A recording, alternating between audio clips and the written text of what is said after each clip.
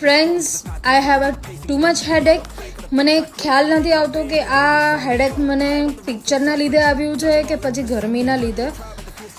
I must સે Anish sir, હું તમારી ઘણી મોટી ફેન હતી આફ્ટર ધૂનકી અને ઉડન છું, પણ આ શું યાર ટોપિક કંઈ લાગતો જ નથી પિક્ચરના રિલેટેડ હોય એવું. કંઈ પિક્ચરનું નામ જેટલું યુઝ બનાવ્યું એ હિસાબથી કંઈ જ ટોપિક નથી આમાં. ડિજિટલ અરેસ્ટ ઉપર પિક્ચર હતું ને, તો આ તો બદલાપુર થઈ ગયું છે યાર આખું પિક્ચર. ના મજા આવી એવી જોઈએ એવી. સિનિયર સિટીઝનને અમે કહીએ કે તમે જોવા જાઓ, મારા ઇનલોઝને કહું કે ફાધરને કહું તો હું કહું છું એમાં, કારણ કે આમાં તો બદલો છે. ડિજિટલ અરેસ્ટથી બચવાનો કોઈ રસ્તો નથી દેખાઈ રહ્યો મને આમાં. તો ક્યાંય એમને કંઈ મેસેજ મળે એવું નથી ખ્યાલ આવતું.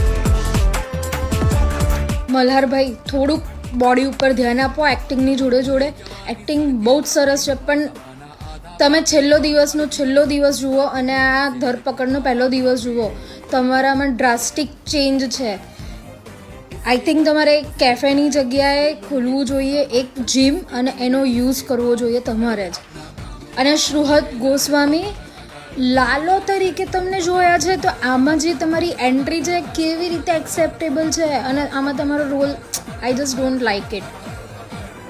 તમે જે જોઈને આવ્યા હો તો પ્લીઝ એ મને કહો, અને હું ઓલમોસ્ટ સાંજ સુધી કે રાત સુધીમાં આખું રિવ્યૂ મૂકું છું મારી યુટ્યુબ ચેનલ ઉપર. તો સ્ટે કનેક્ટેડ વિથ મી.